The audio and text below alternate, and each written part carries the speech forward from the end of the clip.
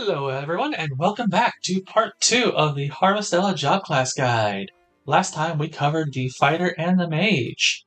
We are going in order of when you unlock them, and it would technically mean that we would do Assault Savant.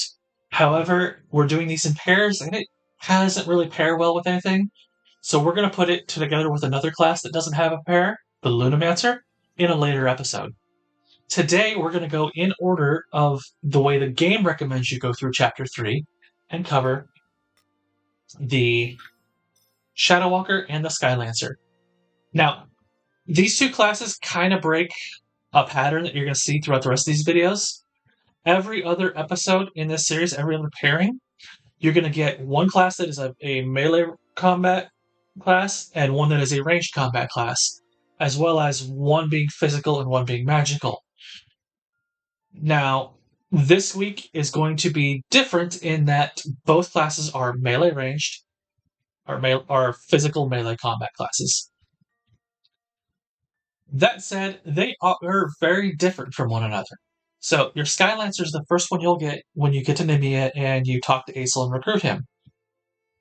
And it's a pretty interesting class. Its normal attack does piercing damage as opposed to the slashing or ice of the fighter and mage respectively, but it also has a secondary element of wind for some of its attacks, for example, the wind nail. Now, just like the fighter, you're going to have, two abilities. One of them gets to level 2. You're going to get step, job change cooldown, and enhanced normal attack in your first tier. It's once you get to your second tiers that the classes will start to differentiate themselves. And we'll talk about those as we get there. But starting off, let's talk Wind Nail. This does piercing and wind damage to an enemy directly in front of you. It's actually a couple different hits. And it also has an additional effect of knockback, which we probably won't see because I'm in a fight of fear. And bosses tend to be immune to those kinds of effects. So, let's see. Let it come charging over here. You can see hit. Multiple hit, good shit, hit thing. Didn't do great damage because this thing's not weak to those. But, as you can see, it did its thing. Oh. Our next ability is going to be Piercing Charge, which is just, you kind of rush at him with a piercing attack. So, if I can do a little bit further out, you can see I can be from here and hit it, and I'll go charging in and still hit it. So that's a good way to kind of close the distance in on an enemy if it's running around a lot.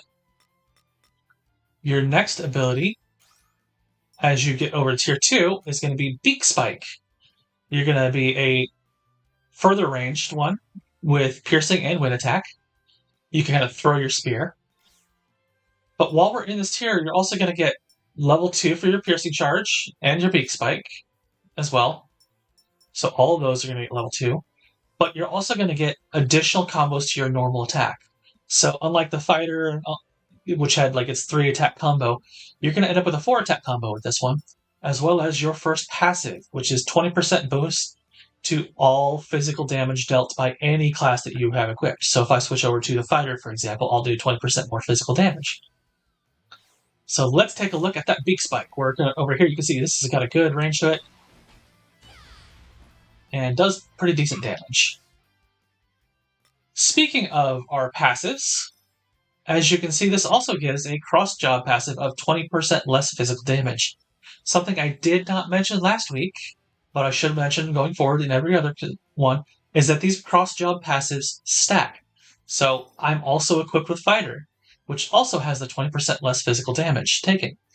So I'm effectively taking 40% less physical damage. So even though I'm way higher level than these guys, if I were something more comparable level, they wouldn't be doing that much damage to me either. Our final ability with this class is called Strike Bolt, and it is a jab forward with ranged piercing and wind attack. It says it's ranged, but you can see from my closeness, it's the far right one on my little triangle or a little diamond. It does not have the range of either Beak Spike or piercing charge. So, I can't hit it from here like I could have with Beak Spike. And it's going to do multiple little hits like that. And then you kind of bounce back. Now let's just finish killing this guy. Show you, it's not, a huge class. Actually, let's move on to one of my discussion topics for the next class, and that is the Shadow Walker.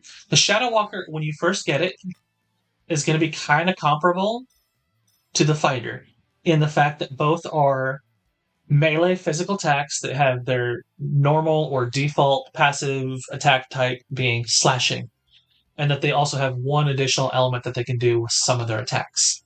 The difference is Fighter tends to be a little slower or harder hitting per hit, and it has an emphasis on fire damage, whereas the Shadow Walker is faster hitting, more single targets, with an emphasis on, first off, poison is its element, but also having additional damage that it can deal with other elements. So if you have something like the mechanic, which we'll cover next time, which can debuff enemies with like reduced attack or defenses and stuff like that, this will do some of its attacks will do bonus damage, or doing additional damage when you have the enemy in their break. So, for example, first attack, this does 1173, 799. You know, 799 or 1133 for crit against, an enemy that is weak to slashing. So let's switch over to this, and you can even see that with their attack patterns.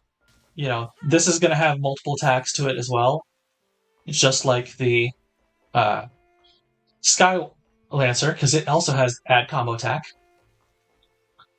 But we come in here and we hit 438 and 420, 2 hits in a single press, and a 520 for crit, and so you get the idea. It does its damage. It's not quite as heavy hitting, but where it gets awesome is with some of its abilities.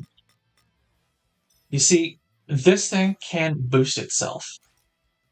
You're going to have, first off, your Crow of Night Tidings. This is going to be kind of your area attack slash. It's not the wide range that the Crescent Slash of the Fighter is.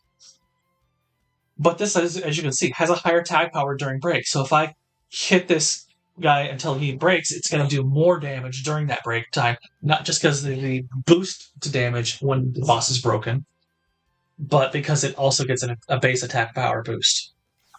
And it's an interesting ability. You'll see it. It does this. A lot of little attacks. Now, its second attack is where it gets its element. Fighter would wait till its third one to pick up an attack that does a chance of doing continuous damage over time. This we have Worm Eat and Do at your second ability, which is going to do slash and poison attack damage, and then have a chance to poison the target. Unfortunately, this does not work as well on bosses or fear. We can demonstrate that here. So, like you see, I broke it, but it didn't take poison. And that's when you really want poison in this game, any kind of continuous damage. But going into your second tier, this is where this class really comes into its own. Starting with Shadow Standard. I want to demonstrate something here. Now you can see I have break damage plus 20% from one of my 2 earlier abilities that I just used. Which means now that I've broken it, and I think that comes from our Crow of Night Tidings boost. So it's actually a passive boost for anything on top of that. But this is going to give, it says, a increased hit rate temporarily. What it actually means is it's going to increase your attack. There's little to no dodge or evasion mechanism in this game. So when it says hit rate, it's not clear. It's actually boosting your attack speed and your attack damage. So let me demonstrate that ability. This is one you can use out of combat leading into the fight. And now you can see I'm attacking same, maybe a little bit faster, but not too much faster, but harder. And then our final ability for this class of the active abilities is going to be Twilight's End, which is slashing things and does higher attack against enemies with status ailments. This is what I was talking about earlier. If you can inflict poison on them, or using some other class to do some kind of debuff on it, then this will get more and more powerful as it goes. But the nice things about this class is you also have the two passives. One, 20% increased damage to enemies that are broken. So again, this pairs well with other classes such as, we'll talk about the Avenger here, which is increases break chance. No, it's also break damage. Or when you're paired with like Arya or Braca, who increase your chances of getting the break. But you also have, just like with Estina's boost, increased crit rate. This doesn't specify, but from what I understand, every single bonus is 20%. So that's a good crit boost rate. And we don't have an enemy here to demonstrate it on anymore, but we'll show you what the final attack does. Actually, let me see. There's one right around the corner here. Let's go find it. I mean, you can see this class crits a lot. It hits hard. And that's where it really comes into its own, and it surpasses the fighter. I mean, they'll both have their places. You know, this is if you're fighting enemies that are weak to fire, the fighter is definitely better. But our final attack, boom, and you can see just how much damage that did. And now the boost to damage while it's in there, and you can see just how fast this class can tear through something. And yes, these guys are lower level than me by a lot, but you saw just how quick the damage can rack up with this class. It is really good for that. I would recommend when you first get it, just equip it, but don't use it. Have it, play with the fighter, use it, build your levels with it. And then once you get to the second tier, then you can start using this, because that's when this class really comes into its own. Anyways, that is it for these classes. Like I said, you get them as you recruit Assault and Estina. I'm going to do a separate video later on talking about what each character in your party brings to the game for you. But in the meantime, I will catch you later. Next week, we are going to cover the Mechanic and the Woglind. Or Woglind, or I don't know how you say that. As you can see, I'm still leveling those up, but they will be maxed out by the time we meet. In the meantime, don't forget to like, comment, subscribe. Let me know in the comment section below what your thoughts are. What do you want to know about these classes? What's your favorite class? And until then, I will catch you